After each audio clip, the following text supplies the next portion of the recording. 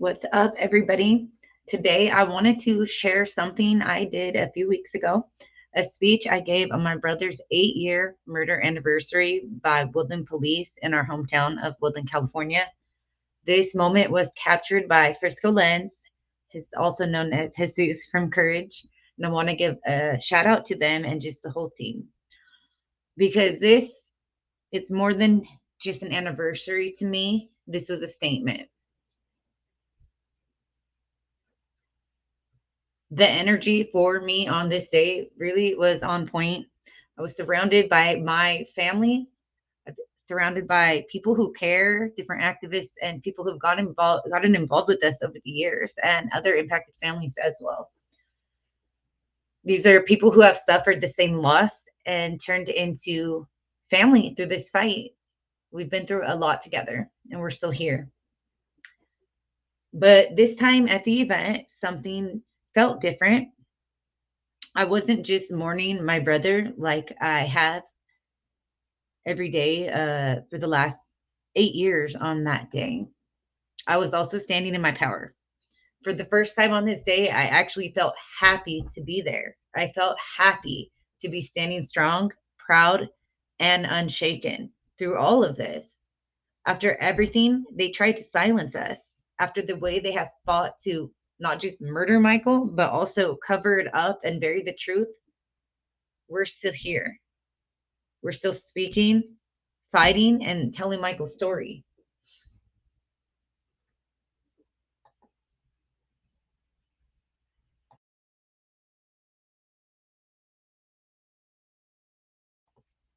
So, right here, I am going to play this live stream. On this live stream, I'm going to play this from that day.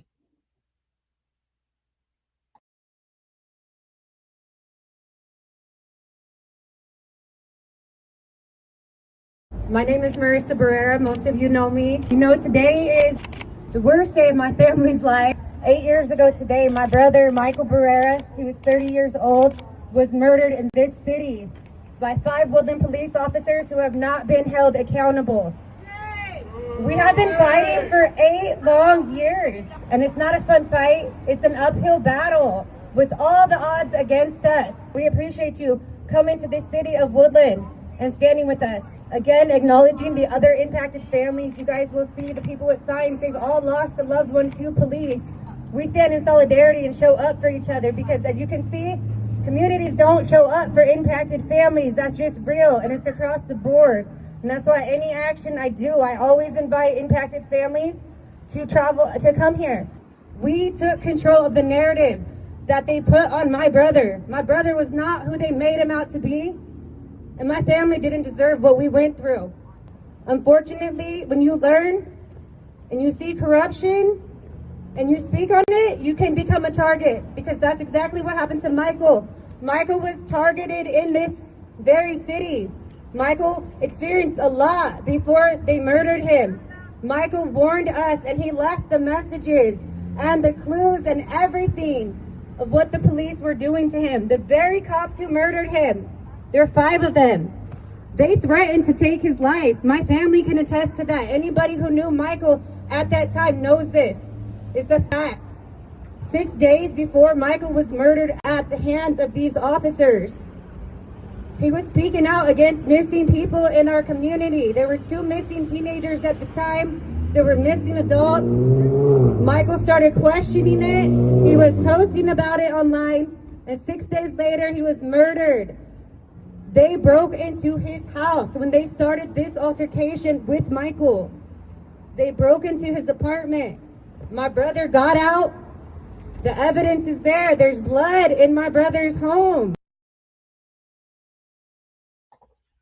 So, I just wanted to pause this here real quick. This is really what happened in our case. And when I say they broke into his home, I absolutely 100% believe it was undercover police, because my brother, he had gotten out of his house after they attacked him. He had gotten out down the street, watching his back, because I later obtained surveillance that showed a lot. And he had also told a witness that 3 men had jumped him in his house and that the police were looking for him. So at the same time that my brother is getting assaulted in his home by 3 unknown men who were able to somehow just go into his home, I don't know, and I will never know the true story, the whole story. The police are also looking for him. So to me, it felt like a group effort that was going on. Also, the police omitted all this information from my brother's case entirely, from the news reports, from everything, that there was an assault in my brother's house, that there was blood. I will continue this. There's splatters on the walls. There was holes in the walls, and there was a fight. Michael fought for his life against 3 unknown men before being murdered by cops. Not even 5 minutes later, he was cornered in a cul-de-sac at a house that was right across the street from a WPD officer's house. Fucking targeted my brother. Michael told us, so I'm here to keep telling everybody the truth. Michael was also assaulted by Officer Wright just a few weeks prior to being killed. And Officer Wright is the one that told him he will take my brother's life. When the narrative came out, they blamed Michael for his death. They called him some crazy man. They lied and said that he was naked running around. And you know what that made the community do? It made them cheer on my brother's fucking killers. This community of Woodland cheered on murderers. So what does that tell you? That the city of Woodland is okay with fucking murdering their citizens. Their citizens that speak out for people. Michael spoke out for the missing kids before the cops even put out a missing persons report, before they allowed those mothers to. Michael spoke out. I spoke out. We helped advocate in this very community. And then they murdered Michael. Asphyxiation. 4.5 minutes of torture. He said, I can't breathe. He had 5 officers. He got excessively tased. He was beaten at the hands. He was stomped on his fucking head by Officer Wright. Officer Wright lives in this community. Fucking resides here. 2 officers have retired with their full pensions. Officer Parveen Lau excessively tased my brother, and he's the whole.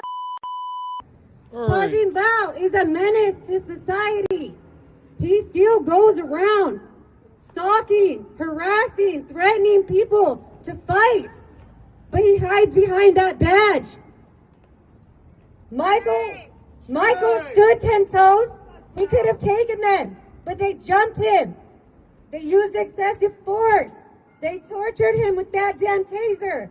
They used it excessively. Everything I say is the truth. I've had to take it upon myself to read the documents, to watch the videos, to fight. And we don't just show up in person. We don't only show up. We put in so much work over the years, 8 years, fighting for Michael.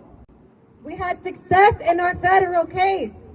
The city of Woodland paid out millions of dollars to murder my brother and cover it up.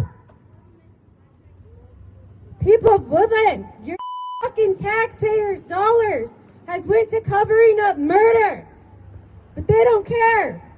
Woodland has said that they are okay with police brutality, and that's why you guys come here and stand with us. When I look at the crowd, I'm proud to stand here with you guys.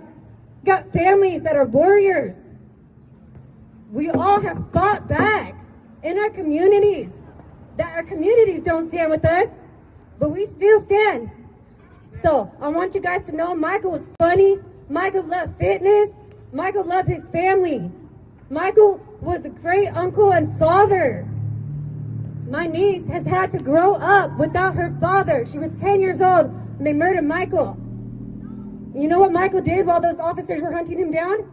He texts his baby girl. He texts Michelle.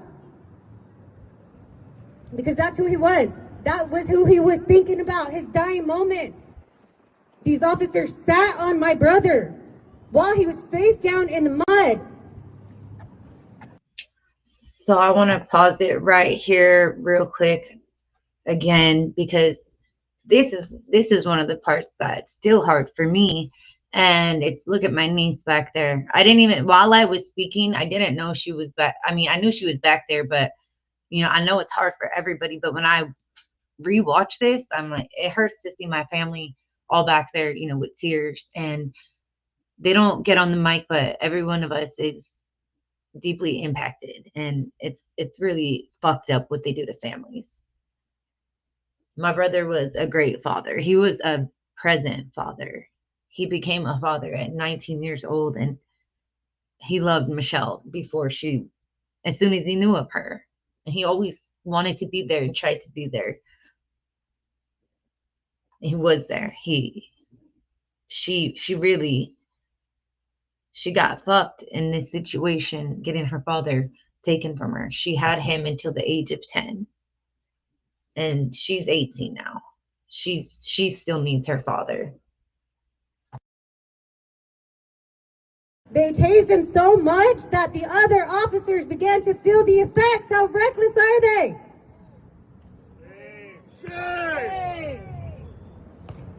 Michael would be honored to have you guys standing with us. Michael would want us to keep speaking out. And I know for damn sure my brother would have fought for me, because my brother was my protector my whole life. My brother, any creeps bother me, Michael's gonna get him. Michael's gonna have my back. Even when they're not bothering me, when they're just being friendly. My brother was there. My brother was there for all of us. So it's time to be here for him. My name is Marissa Barrera. Most of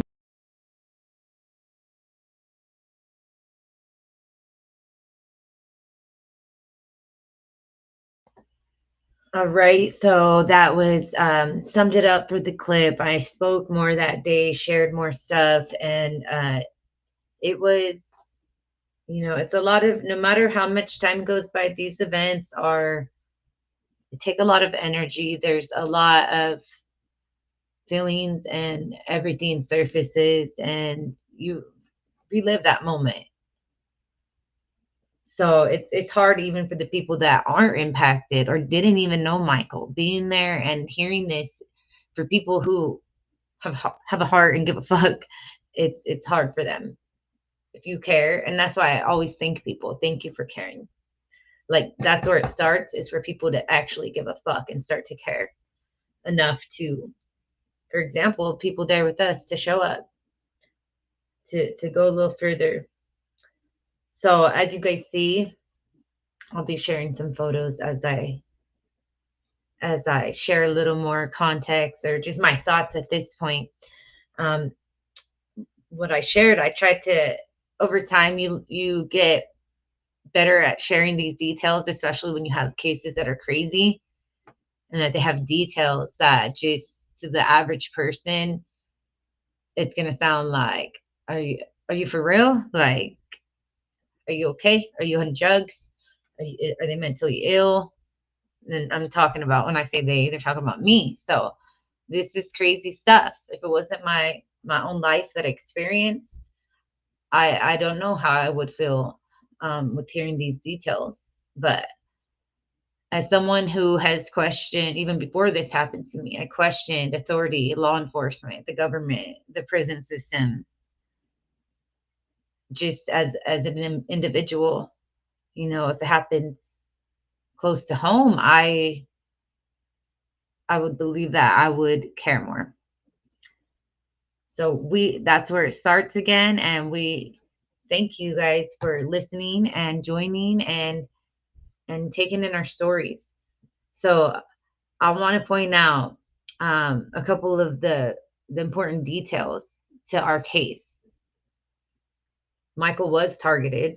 Michael was threatened by these officers prior to being killed, threatened to be killed, death, by these cops. He kept telling us, and it eventually happened. And it started, isn't that crazy? My brother was in his own home when they began, when this started. He was in his own home. After I finally got access to his home, which I had been trying to get access to that day, but I was blocked off by cops. Even though he wasn't killed there, they were blocking off his apartment, which I had the keys to. I was threatened. They came at me. They were gonna pull some police brutality on me if I wouldn't have backed up. But the person I was with at the time was a pregnant person, my brother's pregnant partner, and uh, I was trying to get information.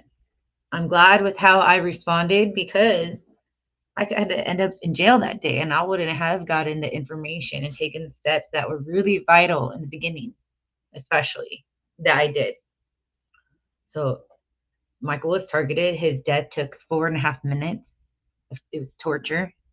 It was violent, just like the hospital's chaplain told us that day when they wouldn't let us see my brother's body in the hospital. They locked us out. They had sheriffs protecting it. And multiple hospital workers tried to take my mom into that room. They wouldn't let her.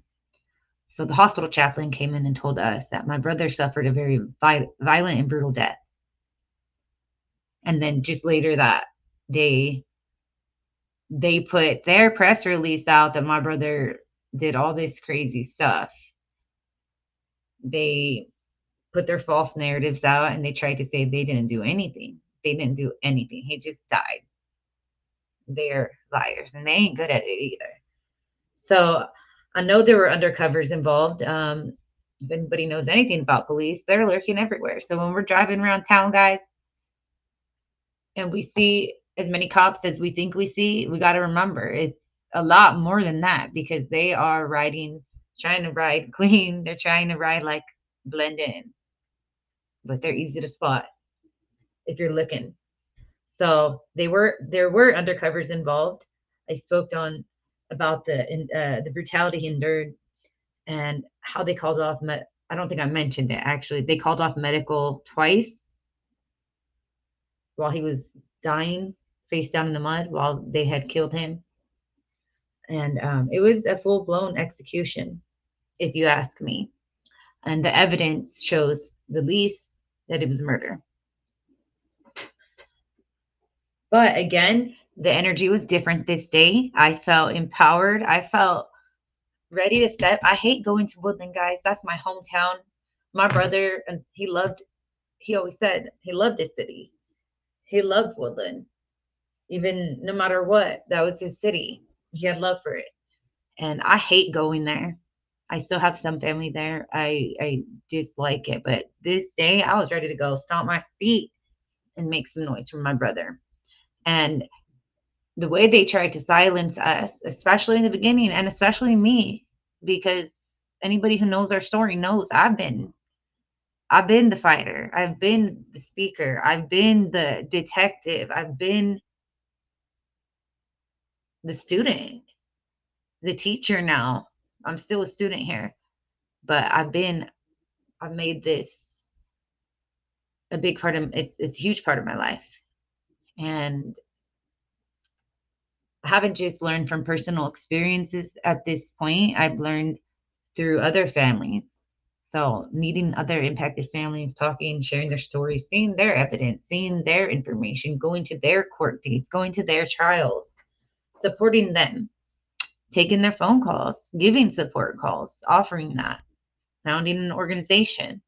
I really dove into this. So it's a personal and professional experience at this point. And I know my shit when it comes to my brother's case.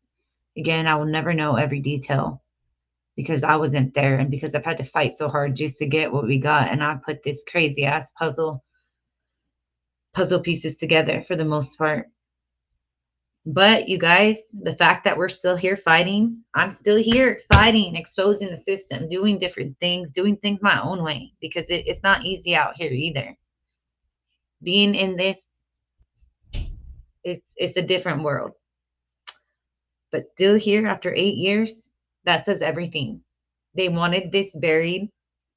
They wanted this forgotten.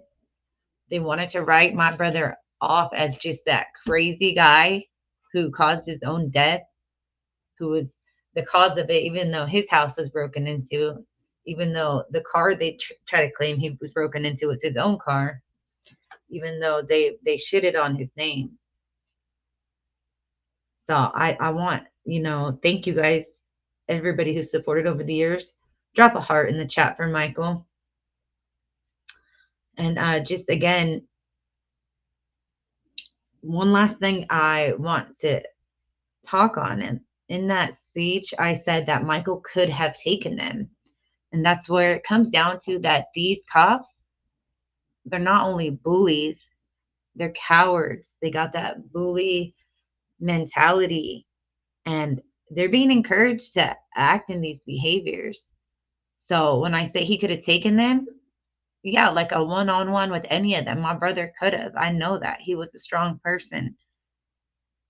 No matter what, my brother could have at least defended himself. If it was a fair fight, and even if it was a little unfair, but they outnumbered him. They cornered him. I don't even know the total number of people who plotted against my brother. And even still, it's a lot. And that's why I stay here and I fight. And I didn't let this just get swept under the rug. Because that's my motherfucking brother. So Michael knew. He knew what was happening. We had these conversations. So, going back is that my brother could have taken them if that were the case. But he was jumped, as I mentioned. My brother, the fact is, he didn't try to fight them. He didn't challenge them. He was the one de-escalating the situation, doing their job that they were trained and that they're paid to do. That's in their training. Michael was de-escalating. He was the one telling them he was not a threat. He was taking steps back.